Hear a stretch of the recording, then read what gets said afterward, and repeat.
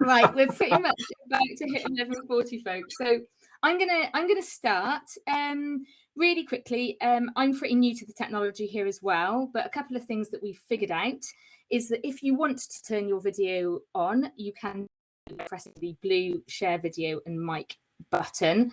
I then need to approve it, and then you can turn your video on and off and mute on and off as you would on a normal Teams or Zoom call. You can use the chat in English or Welsh. We've got Gwynfor here to translate from Welsh into English. And I think that's about it for the tech. I'm going to different screens, so bear with me when we do the transitions, and we'll go from there. Well, bore da bawb. Good morning, everyone. It's a real pleasure to be here. For those who don't know me, my name is Susie Ventris-Field.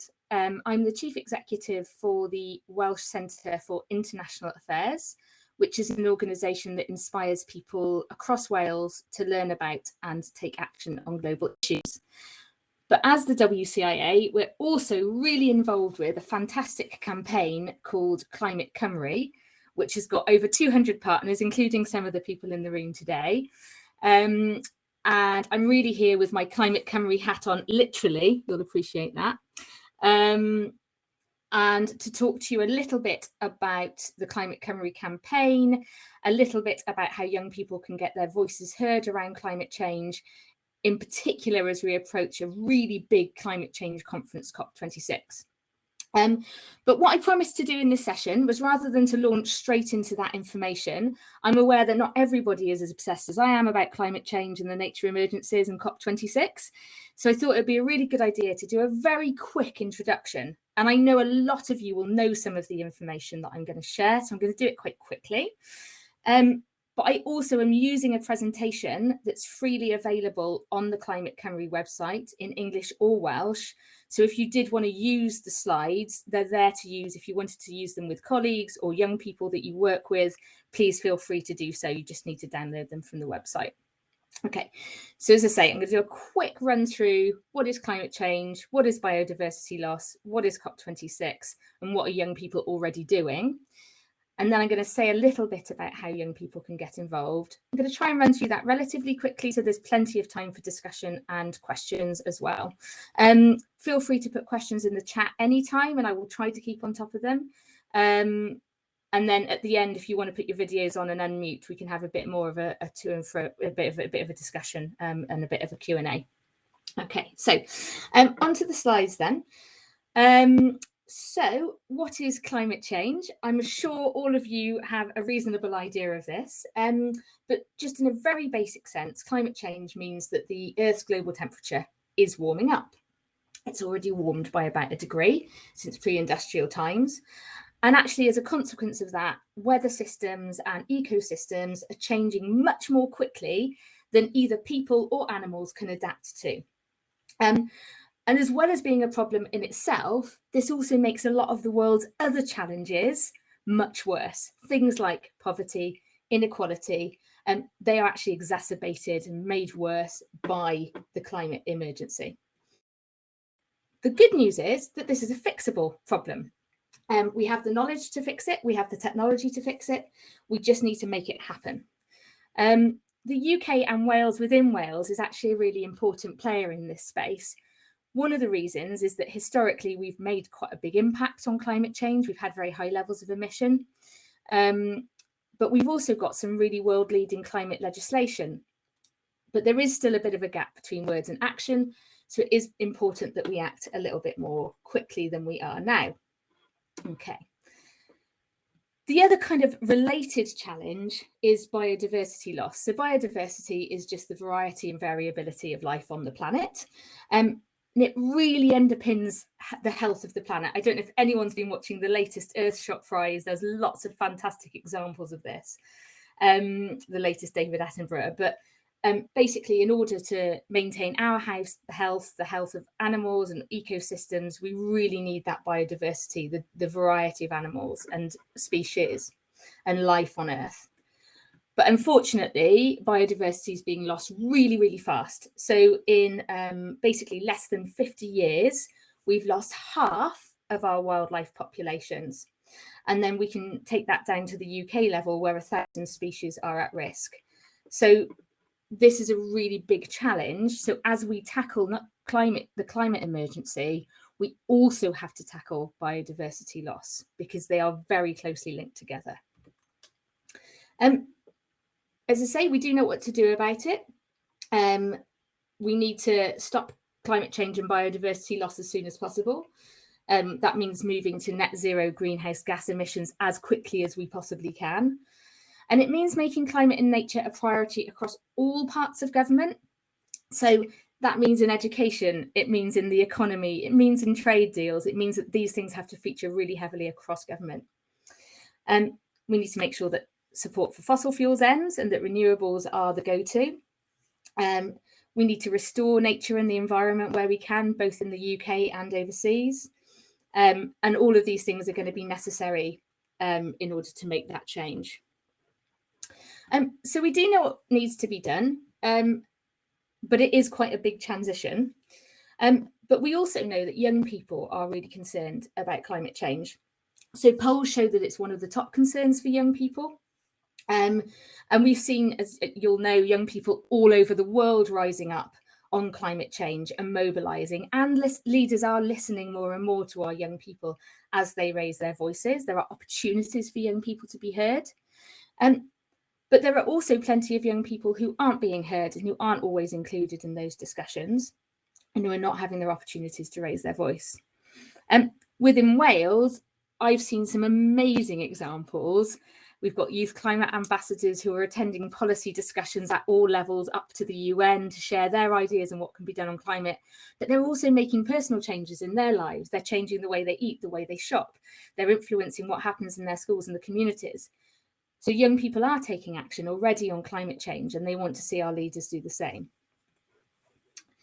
So briefly then, what is COP26 itself? So COP, or Conference of the Parties, what we mean by that is the parties are the countries that first came together back in 1994 for the United Nations Framework Convention on Climate Change. And that was when the COPs first began. This is an agreement basically to stabilise greenhouse gas emissions. And ever since then, there have been COPs, 25 in total, conferences of the parties, to try and figure out how to tackle climate change. And unfortunately, a lot of these COPs haven't been successful. They haven't resulted in a result or a negotiation. Paris, the last COP, was a bit of a landmark moment because it resulted in a commitment to try to keep global warming to 1.5 degrees. And definitely below 2 degrees. And it's seen that this COP, because really this is the decade that we have to act in, this COP is seen as really important for coming to a really, really ambitious agreement on climate action. And it's being hosted by the UK. So the UK holds a lot of responsibility for whether the COP is successful or not. Actually, this particular COP in Glasgow is one of the largest conferences that the UK has ever hosted. So it's a really big deal, and it's in a couple of weeks now. So it starts on the 1st of November in Glasgow. So I just want to come now to Climate Cymru. So what was felt ahead of COPs is lots of people in Wales, individuals, organisations, right from grassroots through to national organisations, really wanted Wales to have a presence at COP. And there were kind of two big reasons for that. One of the reasons is that both young people, communities, organisations in Wales are already doing really amazing things on climate and nature action. There's amazing case studies. We've just done a trip around Wales looking at some of those examples and case studies. So we did think it was important to showcase some of those so that others could, learn and share learning on those different projects and activities. But the other thing was that people wanted to demonstrate that people in Wales really care about this issue and that they want their voices to be heard. And then the third aspect is that we recognise that this is a really transformational change. There are going to be big changes needed. And that in order to do that effectively, everyone's voice needs to be heard. It's no good exacerbating poverty and making inequality worse as you make the switch to greener economies. You have to bring people along with you and tackle those challenges. So from all those ideas, the Climate Cymru campaign was born. And the idea behind Climate Cymru was to take voices, collect voices and messages from Wales to take to COP26 to make sure those voices were heard, both by Welsh Government, UK Government and beyond. So we're now just a couple of weeks away from COP. And we have over 8,000 voices and we have over 200 partners now involved in Climate Cymru. And in a moment, I'm going to say a little bit more about how you and the young people you work with can get involved. But before I do that, I did just want to share, and I'm hoping to work now, I did just want to share a bit of a, oh, it's not working. Hang on a minute. Give me a moment. We'll try that again. I just want to share a video with you which showcases some of the voices that we've collected so far. They're lovely, and I'm going to try and make this work, so just bear with me a second. A moment's patience is required. It was working earlier, so we can always hope it works again.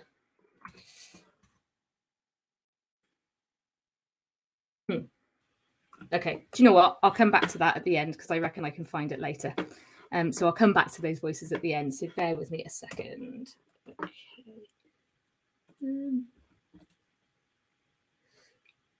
Start automatically.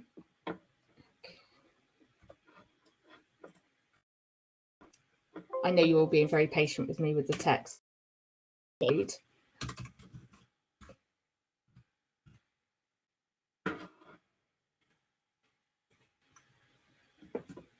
It's thinking about it. I might be asking too much of it. Okay, I'm going to find that later and do the next bit. Okay, so I've stopped sharing for now. What I'm going to do instead, I'm just going to switch the audio up a bit. If I can, because the computer's kind of half crashed, but that's okay. I'm going to share my other screen with you and just show you how, practically speaking, you can get involved in Climate Cymru and how you can support young people to get involved. So if someone doesn't mind either in the chat, just indicating if you're seeing my web screen there, the Climate Cymru homepage. Yeah. Brilliant, Daryl, thank you. Fab, marvellous. Okay, so what we've tried to do is make it as easy as possible for both individuals, but also organisations and particularly young people to add their voices.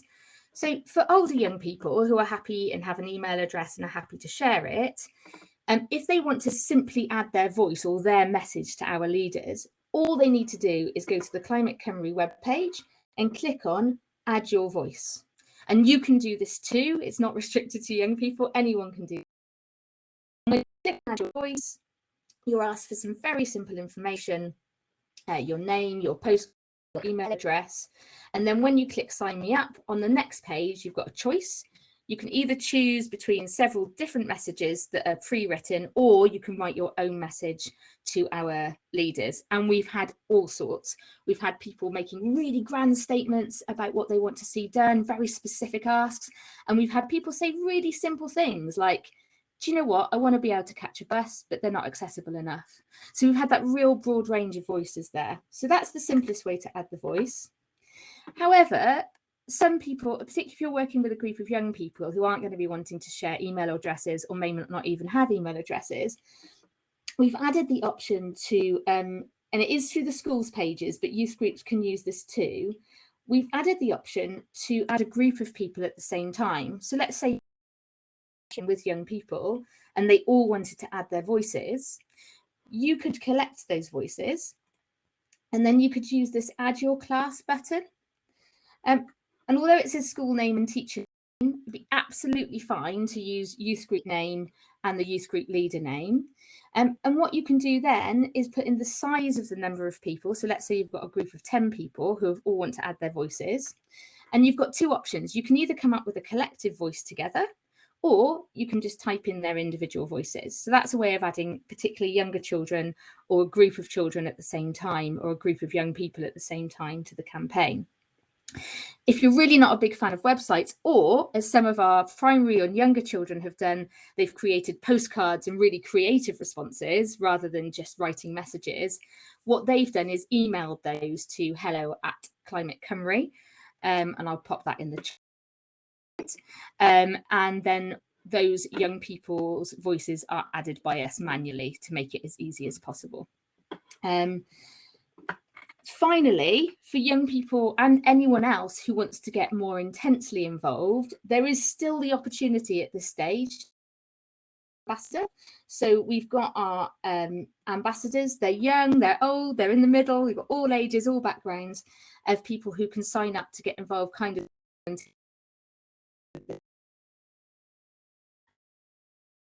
ambassador.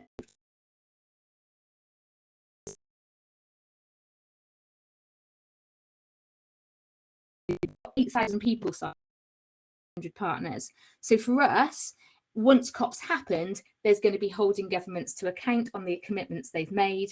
And so we're hoping to continue a legacy activity after COP to keep including these ambassadors and these voices. So even though if you're signing up at this late stage, it's absolutely worth doing.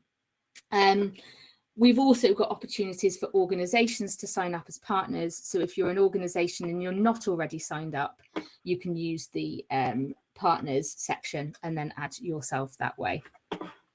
So I'm going to stop sharing my screen now. And if anyone else would like to turn their video or camera on, feel free to do so. I am going to try and get that video up, but while I'm doing that, can I ask anyone if you've got any questions or comments or anything that you'd like to share on this area while I'm finding that video? Really welcome any questions, especially. I'm keeping an eye on the chat. And I'm also going to share something that might be useful in the chat as well. Okay, so the email address I mentioned is hello@Climate Cymru. And I'm also sharing a Google Doc. This is something a bit more, if your organisation is involved or is doing something at COP, or you want to see more about what Wales is doing at the COP conference, we've got a bit of a document which shares all of the events that are happening over the coming weeks. It's not liking me sharing it in the chat. Maybe I'm not allowed to share a document. Let's try that again, eh? But don't be shy, ask a question while we're waiting. Or maybe tell me how you're getting young people involved in climate action in your organisations.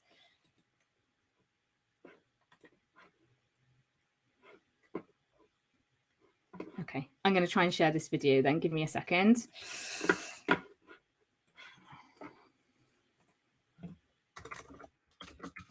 Carol, was voted one of the priorities in the Make Your Mark survey by young people in Wales. I think it was first last year. Yeah, we've really seen it with young people being really active on it and concerned about it. What we've really liked, I think what's been really nice about the campaign, this particular campaign, and it wasn't, it kind of emerged from the grassroots really, but it was young people coming together with older activists who have been involved for a long time and kind of sharing ideas and experience. And I think that's been really powerful. But we've got quite a few systemic problems, I suppose, in terms of climate change, and that young people are passionate about it. They've raised their sort of voice to explain it, and it just hasn't gone anywhere. So I suppose our role is probably to be a bit more persistent and try and campaign a little bit harder with the young people. There was a really silly issue in one of our youth centres that's attached to like a main that so in our sort of youth centre sort of part of it, we were recycling quite rigidly, and we got a member of staff who's really good at it for years and years and years, and we didn't realise that all that stuff was just going directly into the general waste. And when the young people found out about it, and so did we raised alarm bells, and they just said it is what it is. Basically, you just have to sort of get on with it. So yeah, and I find it with the schools as well. Sometimes the young people have to be really quite vocal and organised in order to be able to kind of really make a change. And it's amazing when they do. You see them feel more empowered. But one of the things that we found with this particular campaign is that kind of one of the reluctances that people sometimes have in signing up is, well, it won't make a difference. Yeah. And we keep trying to say it is making a difference. Like even though it's not fast enough, the action of young people, both individually and in their community, but also globally with the climate strikes, it is having an impact. We are seeing quicker movement. It's just not quite as quick as we need it to be. Hannah just said it's been a point of focus in the pupil voice meeting. Yeah, it comes up. We did say we do the mock COPs, but we also were involved in a project in Carmarthenshire it's called Walk the Global Walk. It's global goalkeepers, and the project did a lot of work in schools, but also those opportunities for young people to meet with the local council quite often. And that had quite a big impact on what they were able to achieve. So being able to bring together kind of young people and councillors, and it wasn't always easy, like they didn't always agree, but actually it encouraged quite a lot of mutual understanding. So the young people understood some of what the barriers and challenges for the council were, but the council also then reacted and did start to make some changes around the schools. So I think it can happen, but it does take quite a lot of support, I think, sometimes. So I'm just looking, Welsh Youth Parliament highlighted the climate crisis opportunities for the new Welsh Youth Parliament from November. Yeah, I think so. So the Welsh Youth Parliament, interestingly, they had a priority, I think, last time around plastic pollution. Someone correct me if I'm wrong. But you know, I'm only guessing now, but I'm thinking that we might start to see a priority around climate and nature emergencies emerging in this latest Welsh Youth Parliament. And I think that point about liaising further and actually the legacy from Climate Cymru, just continuing to work really closely to make sure, because it's all those different levels, it's Welsh Government and UK Government, but it is also the council level as well that's important. I have got the video on my screen. I'm going to have a go at sharing this video. While I'm sharing the video of some of the voices we've collected so far, can I encourage you to put any questions or comments in the chat while you're watching? I'm just going to, hang on, I've got to share my screen again. So give me a second.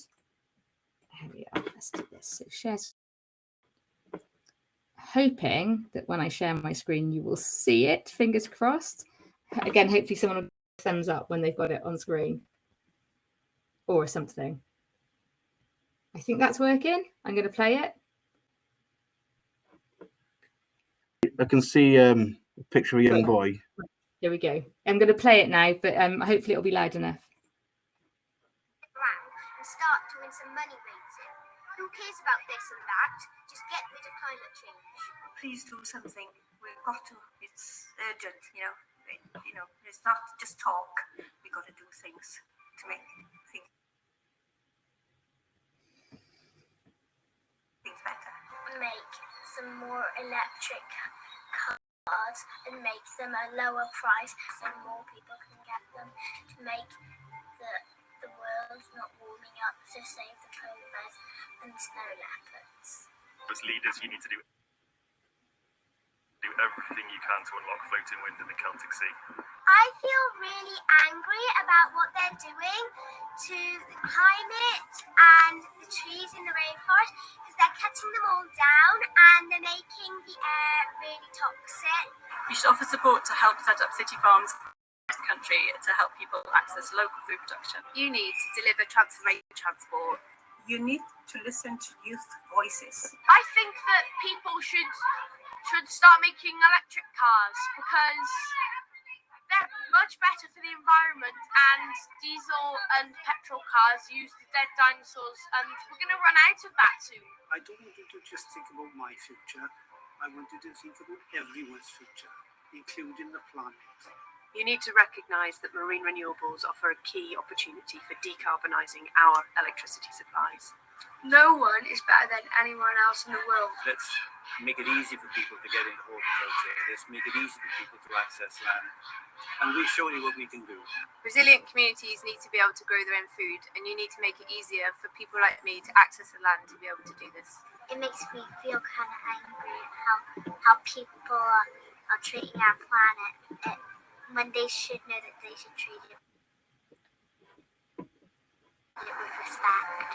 So we have a very clear vision and ambition here in Wales as its farmers to be the most climate-friendly food producers in the world, but also to do that in tune with the environment, in tune with biodiversity, and in tune with our planet's future.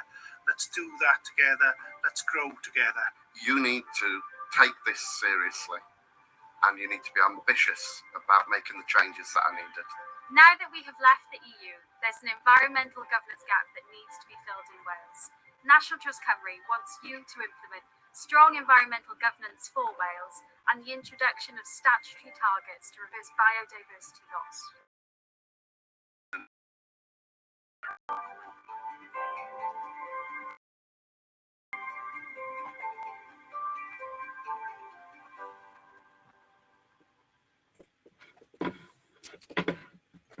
So yeah, I wanted to share that. I mean, that's just a small selection of some of the voices so far, but I think, you know, it's really powerful.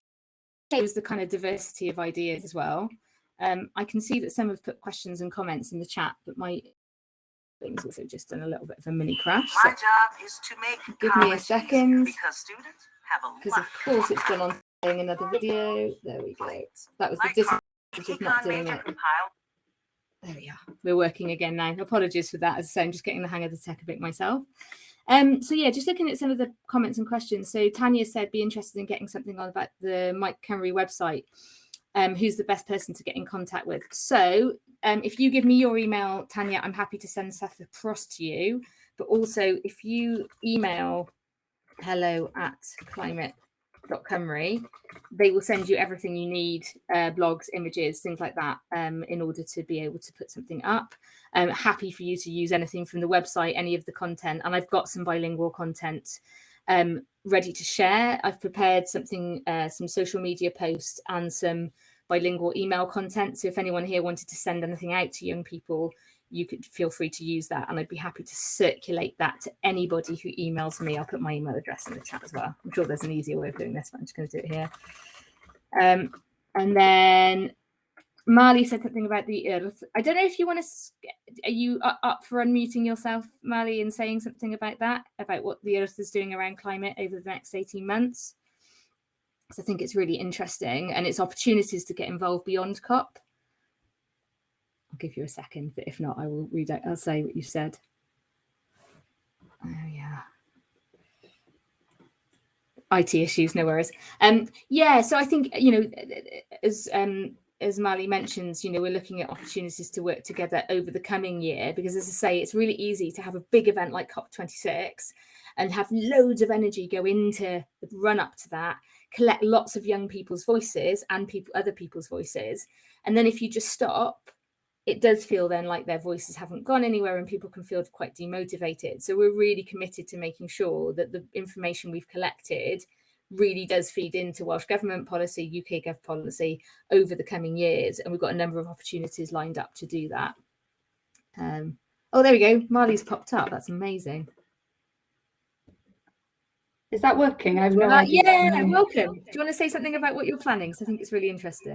Yeah, I can't probably go into much detail, but I at the moment, but we have decided with 2022 being our centenary year to kind of focus on activities around climate change. And one thing I guess I wanted to share, and something that we're having discussions internally as to the project, Our Voices is something quite simple where our members, children, young people can get involved. And I do think, talking to staff, that they were concerned, you know, there's so much around climate change, so much discussion, so much information, so many statistics and quite complex maybe issues that staff certainly felt lost at times as to how they can have this discussion. So one thing that was raised was Our Voices, at least our members can say how they feel and just share that and not feel that they have to be involved in a wider discussion. So I think that's great. And and also it'd be interesting to kind of have other thoughts on this as to, you know, those simple tasks that from our perspective with children and young people, how they can actively be involved. But I don't want to say the tasks have to be simple, but they have to be tasks and projects that they can actually understand, because I certainly feel sometimes it's such a complex issue that you can get lost in it. Yeah, and do you know what? One of the real passions with the campaign, I think one of the reasons there was a space for it, is that there's already some excellent work. I mean, many of you will know organisations like Friends of the Earth, you know, WWF. They are doing the science and they are doing here's what we need to do technically and all that complexity. But it's really important that people who don't have, I'm not a climate expert at all, you know, I know a bit, but I'm not an expert. And it's really important that people who are not experts are able to actually get involved. And that was one of the drivers behind the campaign. Is it's like, we're not going to tell you what to say, we're not going to tell you to sign up to lots of asks, but if one of the things that you feel is you find it really overwhelming, say that, because actually we need to make sure it isn't too overwhelming and that people can have the information they want easily. I mean, we tried to put some, as say, the presentation I shared earlier, there's some other resources on the website, but it's still, I think it's important that that's recognized, that in this transition, it can be really overwhelming for people, especially young people, and actually making it. And I think the focus this year has been very much on holding leaders to account. So we've purposefully not told people, here's things you can do individually, because we think there's a lot of emphasis from Welsh Government at the moment on asking people to make personal pledges. And whilst that's important, actually, just like we've seen in some of our voices, some people can't make those changes because they don't have enough money to, or they don't have the facilities, or they don't have the, you know, there isn't that kind of information available, or there isn't the kind of, you know, for example, thinking about sustainable food choices, we know they're more expensive, you know? So I think this is why one of the reasons I'm so passionate about tackling climate change around the other issues as well, the equalities matters, food poverty, food scarcity, all of those things, but trying to give people a voice in that where they can say, listen, this is how I feel about it. This is what I think. I don't really know the science, but I know that this is a barrier for me and you need to fix it. And as a leader, or our leaders do need to take responsibility for negotiating that complexity, because I think sometimes they put that back onto individuals. It's complex, you go handle it. So you say, no, it's complex. We're telling you why it's complex. You figure out the solutions around that and you figure out how to bring people with you. So I completely agree with that. That accessibility is so important. And do you think, Susie, you know, with COP, you know, everyone has heard of COP, knows it's going on. How do you think, or do you have advice, I guess, for, well, we're a youth organisation, how we can engage our members and maybe other youth organisations with COP, again, in a quite simple, practical way? Yeah, so I think you know, there's a few ways. I think one is to ahead of COP just try to give people and young people a chance to understand it, whether that's using some of the resources we've made available or other things, but just making sure that young people know what it is and why it's important. I think, you know, and so they're not feeling like, what's all this stuff going on about COP? What's it all about? Why is it important? During COP, there's a Youth Climate Ambassadors event that's being run by young people in Wales, and young people can submit questions to that.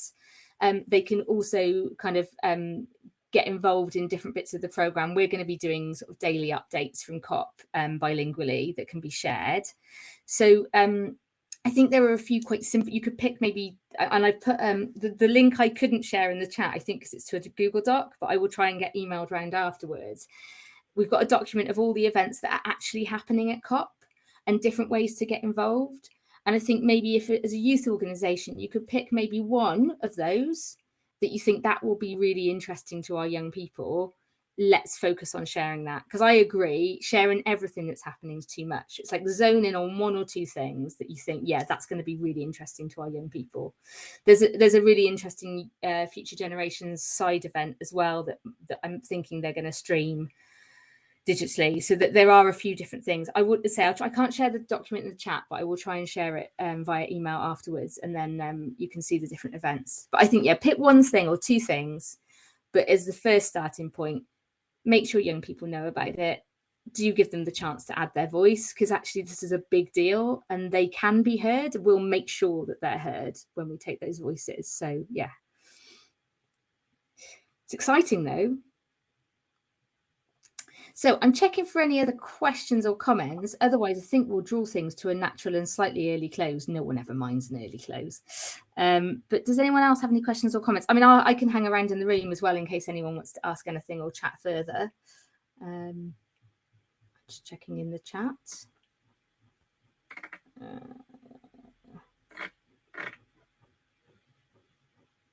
No other questions.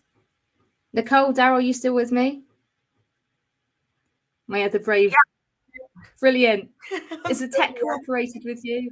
Yes. I thought that was really, useful as well. It's something that I would say that I'm not, proficient in kind of supporting young people. But it definitely, I've got down loads of notes. I've been scribbling away by here. So that's fantastic. So thank you very much. Oh, that's lovely, Carol. And if you do want, those slides are on the website with all the notes. So everything, you know, all those things, if you did want to share anything with young people, there's stuff in there to make it as easy as possible, I hope, anyway. Fab. And we could look to have it linked onto our Blaen y Gwent Youth Service Facebook page as well, so young people can access it, and a link from there, and on our website we could do a link to it. So that would be amazing. Anything you can do, the more voices the better, is how I feel about it. I'm absolutely really, just because I think for too long it's the same people talking about climate, and you know, I'd include myself in that, other organisations, and they say great things, but actually we need to widen the discussion, bring people along with the discussion and give them a chance to say, yeah, it's important, but I've got all these problems, all these challenges and these barriers, and actually you have to help us overcome them. And I think that's, it's a really good opportunity to do that.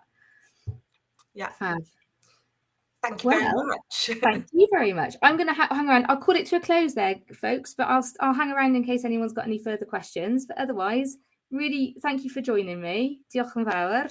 Real pleasure to not quite see some of you and to see you in the chat.